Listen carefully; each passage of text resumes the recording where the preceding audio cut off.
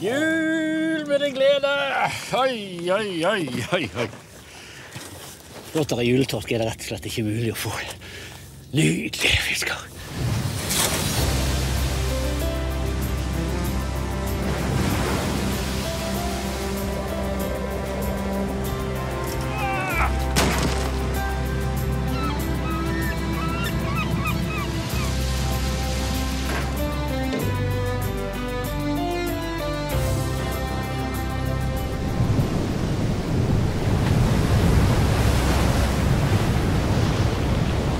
Vi er på vei på en av de friskeste fergestrekningene vi har, over til Feie.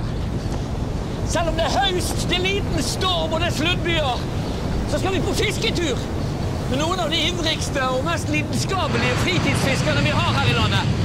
Medlemmene i Bergen Fiskeforening.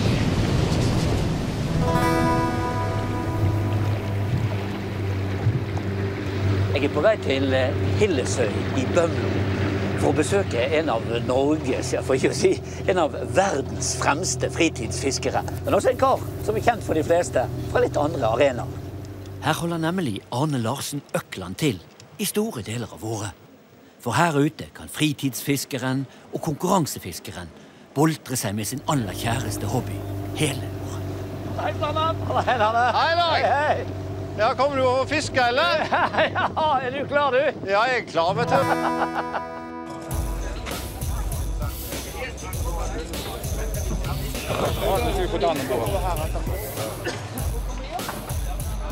Det er et yrende liv på kaien her på Hellesøy i Øygarden. Selv om det er langt ute i oktober, det er vind og det er regn og det er helt tatt veldig surt. Likevel så vil kudda ut og se hvem som får de største fiskene. Det er store deler av Norgeseliten som har møtt frem til denne Norgescupkonkurransen i havfisking i Øygarden. Og før båtene legger ut, er det ivrige diskusjoner og nitide forberedelser som foregår. For dette er rett og slett blodig alvor for deltakerne. Jeg fikk ikke gå helt opp på fleset. Det er jo helt blikk stille. Det er faktisk bare på en kupp. Ja, men nå er det satt så. Hvor er det satt så?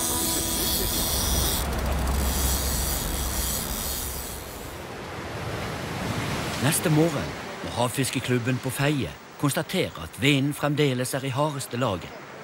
Men dette er gutter som må fiske når de er på tur. Derfor blir jeg med Harald og Jon til lesiden av øyen for å prøve om det går noe lyr langs bergene.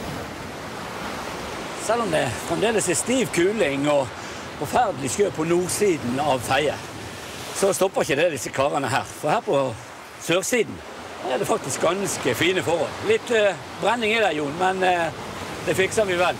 Vi må jo prøve. Ja. Vi får ikke fiske av å stå og se på. Å stå på land for oss havfiskere, det er ingen sånn ønskesituasjon dette her, vet du. Så nå må vi bare håpe at vinden legger seg, så vi kommer ut der vi hører hjemme, på fjorden.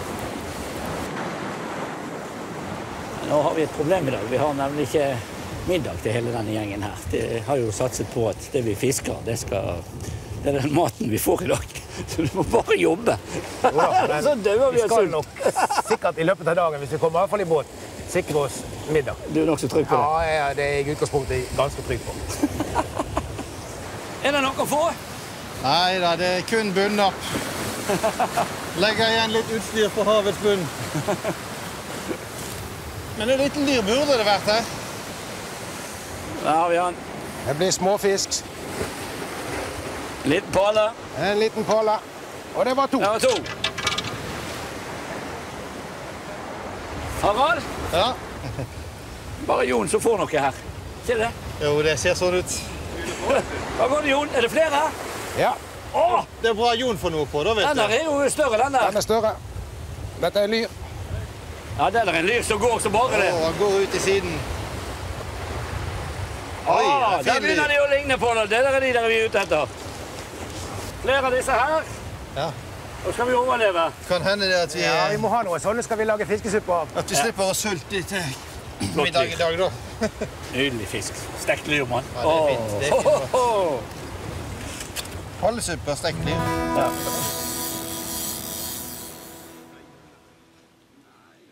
På Hillesøy i Bømlo kommune har Arne invitert på havfisketur denne flotte høstdagen.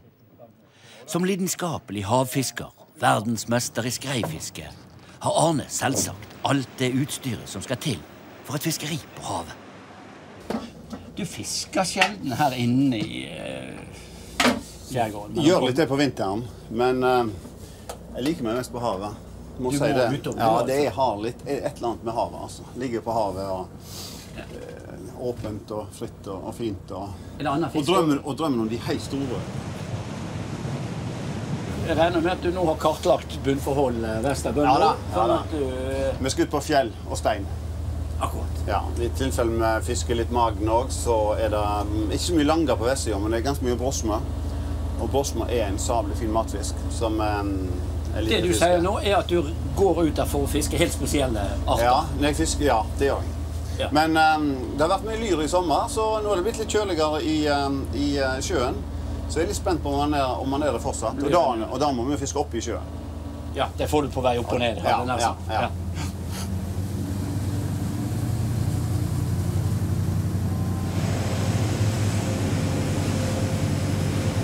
Hva gjør dette fartøyet ditt da?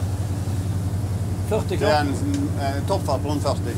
Og så er det en fin marsjfart på en par 32.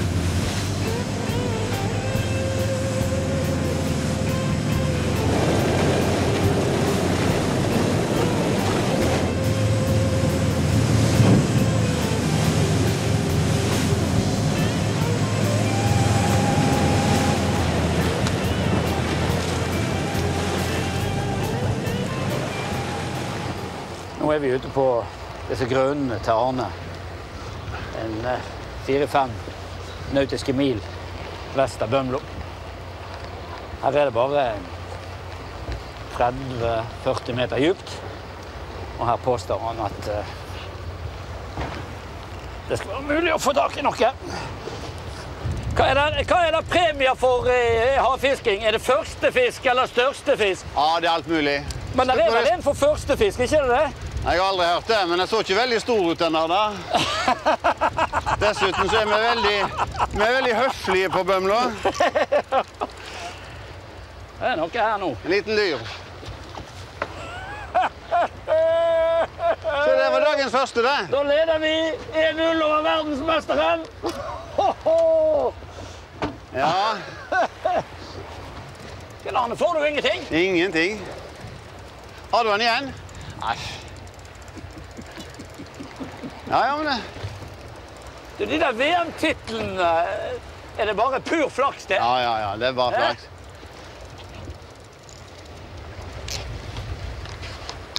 Men, ja, det er en liten lyr på også. 2 stykker. 2 på. Det er en voldsom jobb med all denne fisken, Arne. Ja, det er det. Men det er for lite du fisker på dag. Og der har jeg den også, så kan ikke hjelpe deg heller. Der kom det en, ja, men den er... Det er en flott lyr. Så skal vi ta og åpne rekka. Så skal vi ta opp den lyren. Ja. Godkjent den. Etter hvert jager den økende vinden oss innover mot land. Og nå er det Arne som overtar kommandoen. Du var så tøff i begynnelsen, Dag. Ja, jeg gikk litt hardt ut. Ja, du gjorde det? Ja, jeg gikk litt hardt ut. Men sånn er det. Tror jeg har fått en... Typiske sprintere, de går hardt ut, og så... Jeg tror jeg har fått en torsk på. Har du en nå, ja? Ja, jeg tror det. Ja. Han var ikke det, gitt. Det var en fin palle. Ja. Han var ikke stor, men han var... Ja, fin den. Hva er verden nå du skal fiske med? Nå skal vi... Agn. Sånn skal dette bli. Ja. Rein julepynten. Dette er julepynten, men veldig effektivt. Så er det fisk på bånd nå, så får jeg den. Så får du. Ok, her har du en liten palle borti kroken her. Ja, jeg tror jeg bruker den som du har fått, Dag. Den så utover akkurat passe størrelse. Riktig det. Så bittert er det. At her får du fisk som bare kan brukes til agn. Sånn. Og med den. Hva slags fisk du skal få på det der? Det er nå skal jeg se om jeg får tak på brosme. Eller eventuelt lange. Men det er ikke så mye lange her ute, men brosme kan vi få. Så brosmen vil bare ha det der ditt, han vil ikke ha mitt, mener du? Nei. Jo da, du kan få den på pilk også, men det er mye lettere å få på agn. Når du fisker sånn her ute, Arne, hva du fisker for? Se rundt, det er naturopplevelsen. Det er gøy for fisk, selvfølgelig. Og det er et eller annet med havet som tiltrekker meg. Ja. Men det spiller ikke noen rolle om vi får fisk til middag i dag, eller ei. Hæ? Det var nyttig, gitt. Nei, jeg fisker primært ikke til matauk. Nei. Det er jeg ikke. Men jeg er veldig glad i fisk også, da. Men først og fremst det sportslige å komme seg på sjøen. Du har en longe. Du så han hadde tatt på juletreet mitt. Ja, jeg ser det. Det er en fare for at vi rett og slett må innse at den fangsten på en 6-7 fisker som vi har fått i dag, det blir det vi får i dag. For nå blåser det mer opp, og nordavind, og det flo akkurat nå, så da er det antagelig bare å søke oss inn igjen til Hillesøy. Og heller komme tilbake igjen, Arne, når det er noe mer bet i han, frem mot jul kanskje, eller noe sånt. Du vet, ja, alltid mulighet. Torsken kommer da, vet du. Og da kommer han inn på grunner, går han grunner, og dermed så er det litt lettere å fiske også, selv om det er dårlig vær. Ja.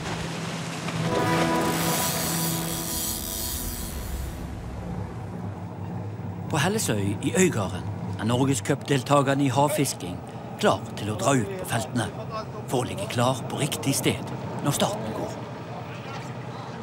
Ja, da er vi i gang. Da skal alle disse 20 båtene prøve å finne de beste plassene her, helt ute i Ytre Øygarden.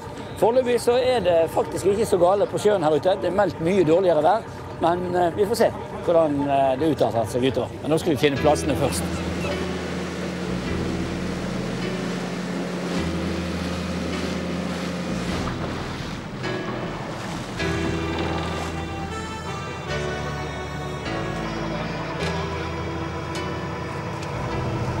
Hva er det du gjør nå, da?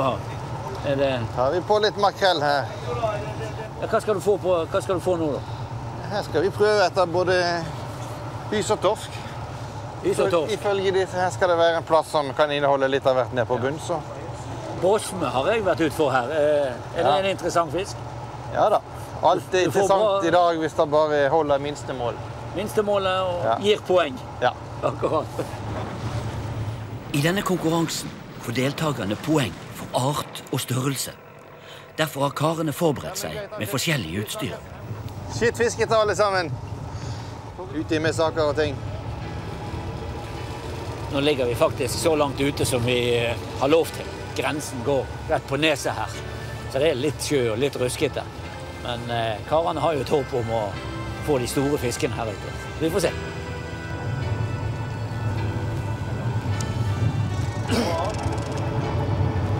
Er det noe? Er det natt? En liten en. Ja.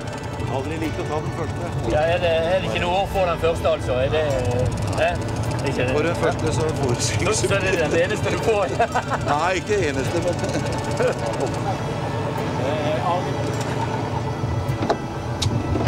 Ja, men det der var en fin hise, det. Ja, der var en. Her. Det der er poeng. Første poengfisken om bord, Jon, så det er bra. Det var poengfisk nummer 2. Samme sorten. Ja da. Er det tungt dette her? Nei. Hvor stort er det? Sånn som de andre hysene, eller? Ja, noe sånt. Jeg tror det. Nå er det jo sånn at karene her får poeng etter hvilke fisk de har, og etter hvor mye fisk de får. En lange, som er lang nok, gir poeng. Det gjør også hyse, og sei som er stor nok. Ikke småsei, men det skal være over halvmeteren for å telle. Da prøver vi å flytte oss litt innover. Det blir litt ruskete, og det er ikke så veldig god bet i fisken her ute. Vi prøver å sitte i sund her inne nå, da. Ja, vi må det. Gjør et forsøk på det. Finner oss et lite håle der. Du har 5, og han har 6, eller noe sånt. Det er et eller annet sånt. Det er ganske jevnt på Jevnt stor. løp.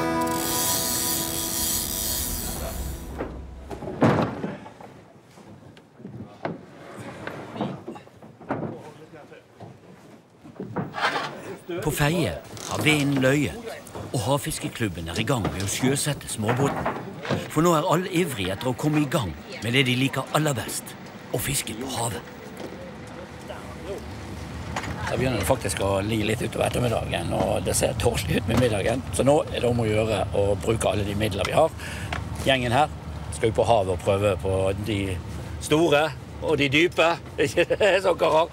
Men vi er også nødt til å ta denne småbåten i bruk, for vi ser om vi får noe mat der. Mens gjengen i Sjarken drar nordover, vil vi prøve områdene vest for Feie. Jeg skal ta jobben som klepper, jeg. Skal det, ja? For de der 30 kilosene. Vi får håpe du får det travelt, da.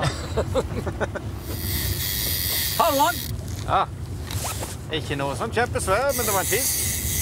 Det er en begynnelse. Ja, ja. Det er vel en liten bråsme, tenker jeg. Tror du det? Liten bråsme. Vi kan legge oss til igjen og ta livet med ro. Liten bråsme. Helt korrekt. Nå er det slutt på leken, forstår jeg. Nå skal vi ta en alvoret. skikkelig blekksprut her. Det er omtrent en kleppkrok her på enden. Hva er det du skal fiske nå, da? Lange. Vi skal se om vi har en stor lange nede på her. Nå går vi over fra bråsme til lange. Ja. Ok. Er vi der vi skal være, da? 10 meter lenger sør. Ja, ja. 10 meter lenger sør, ja. Akkurat. Her er det nøyaktige greier. Nå skal vi 10 meter utpå her. Der skal 30 kilos langen stå. Mens vi leter etter storlangen, er gjengen i Sjarken godt i gang med fiskeriene.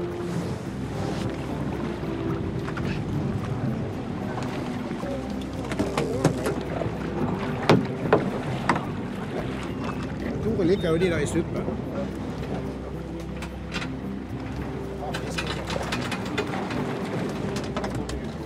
Vi kan bruke den i suppen, det tror jeg faktisk. Litt uer i fiskesuppen. Lusuer, ikke uer. Nei, du slettet inn! Der, ja. Nå snakker vi... Sitt, Harald. Hva har du nå, Harald? Nå er det forhåpentligvis en voksen lange. Hvor stort er det? 10? Den tror jeg er 10 kilo. Ok. Det vil jeg tro. Ja, nå får vi bare håpe at den henger... Ja, nå må du bare få den opp, altså. Nå må du behandle den med konduite her på slutten. Den lange. Ja. Voksen lange. Ja. Dette er jo slutt. Den er nok 10 kilo, ser du. Oi! Fått langen. Ja, det skal være. Takk jobbet. Teamarbeid. Ja. Sånn det skal være. Og sliten nå. Da har vi fisk til middag.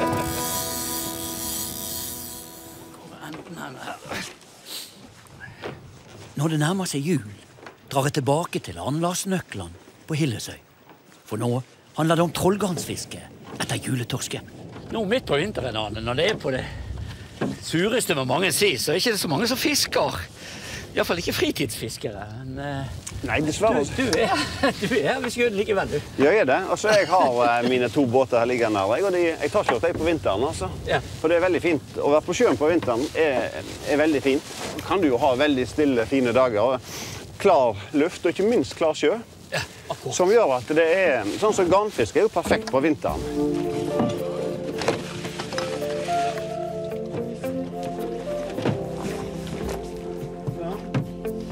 Da er vi klare for de store fiskeriene. Det er det.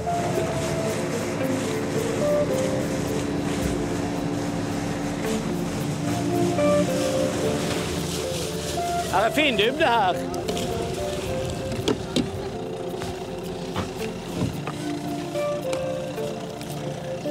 Den er god. Da kan du bare bakke i vei.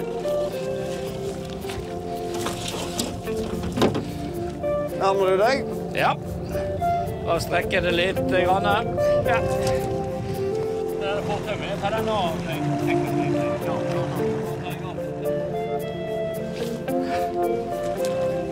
Skal vi se. Nå prøver vi å finne de grunneste partiene. Her, innimellom alle disse småøyene her nord i Bømlo. Får vi se om vi klarer å lure juletorsken. Han går og siger her nå, ikke han? Ja, han gjør det, vet du. Det vil i alle fall vise seg i morgen tidlig. Ja, det vil det.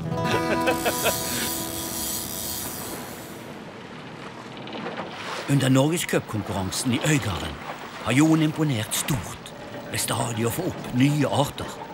Og vi begynner etter hvert å ane at han kan gå mot en topplassering i konkurransen.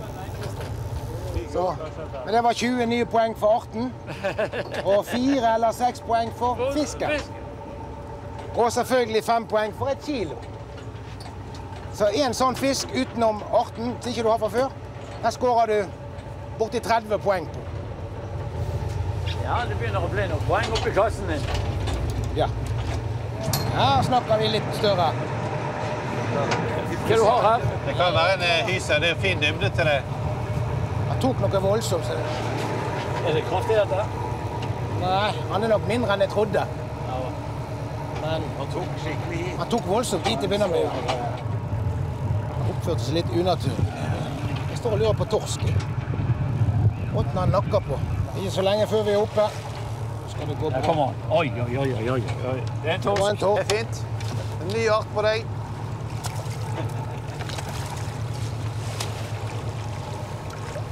Hei, det var Nå hadde jeg rett, da. Det var dagens største. Ja. Fin matstørrelse det. Poengstørrelse. Sånn. Var vi fornøyd med den? Den er god. Med 7 forskjellige arter ombord vil Jon prøve et siste sted før tiden er ute. For nå er konkurransegnisten tent for alvor. Jeg har fått 7 arter. Ja, nå er vi der. Nå er vi der. Her må du bakke opp. Stopp opp, da.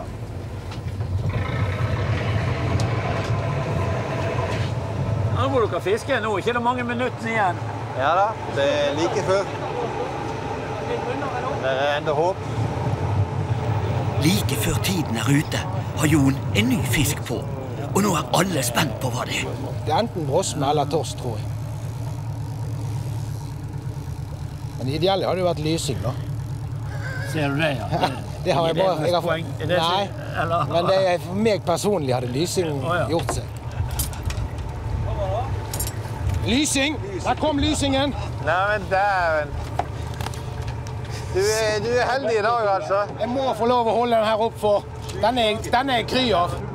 En lysing, ja. Har du fått lysing før, Jon? Jeg har fått en liten, så denne er ny rekord på lysingen.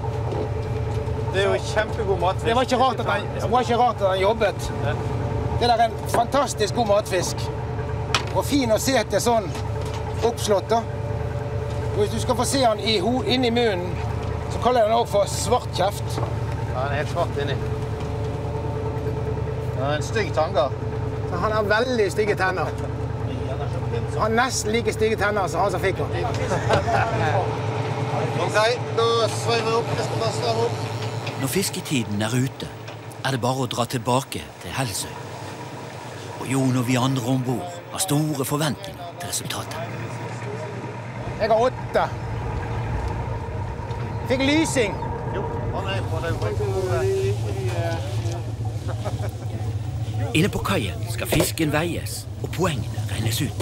Så er det 21,5. Du må jo gå ned til det som er nærmest. Du kan ikke si 21,4, og så er det 21,5. Utpå kvelden var resultatet klart, og det viste seg at Jon gikk til topps i denne Norgescupkonkurransen.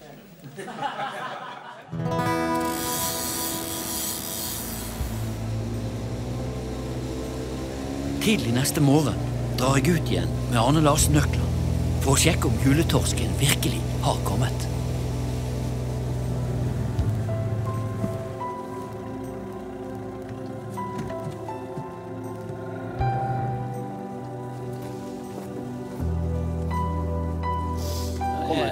Ja, det er et eller annet som nøkker i det. Den kommer en torsk der, gitt. Finner den. Se det. Her har du han. Det er middagen berger, da. En liten middagsfisk. Her er det en liten torsk til. Ja. Ja. Her er det en til, ser du. Bitte liten til. Ja. Nå er det en del småtorsk som tydeligvis har kommet inn på grunnene her. Men de litt tunge store, vi mangler det ennå. Ja, gjør det. Men vi får se. Den er god. Der har du en til. Ja. Vet du, det er ikke størrelsen jeg kommer an på, vet du.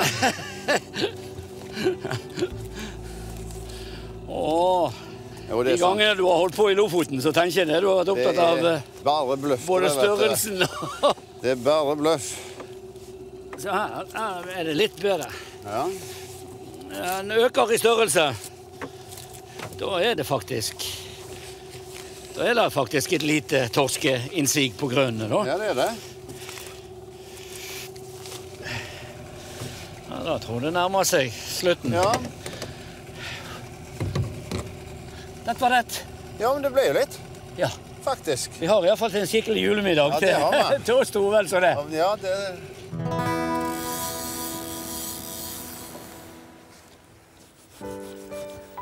På Feie er det tid for sløying og filetering. Og Tore vil prøve seg med noe voksneks som forrett ned ved naustet, mens vi venter på resten av gjengen. Har dere terninger klar, så... Jeg spiller yatzy med terninger, men han skal spise det. Hvor mange skal du oppi? Jeg har bare tatt oppi alt det der. At det er litt til, eller? Du skal ikke bare... Ja, du vet ikke hva grønnsaker bare. Mange har det. Litt noe knussel. Får du litt bråsmål, litt lange her, vet du. Ja, det er det finligste. Fin blanding. Ja da. Her kommer de andre inn også. Det skal bli spennende å se hva de har med seg. Ja, kommer de her nå? Ja, her kommer Ritsundet nå. Her ser vi de. Nå lukter det godt her, gutter. Er det noe som slår Haralden? Dere kommer over 10 kilos langer. Skal dere matche? Fin. Ja. Fin brås med det, det. Se der, den her var ikke så galen. Ja, det. Nå er turen i gang. Nå er det wok og greier på kaia.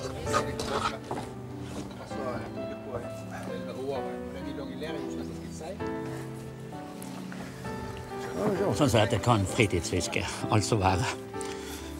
Fantastisk råstoff rett utenfor her, og så kose seg på naustet og kommer inn igjen. Det er et eventyr. Når forretten er unnagjort, skal resten av fisken gjøres klar til kveldens høydepunkt. Dagens fangst som på helga. Da har vi dagens hovedrett. Spanskinspirert rett. Det så ikke vondt ut. Nei. Er det godkjent? Ja.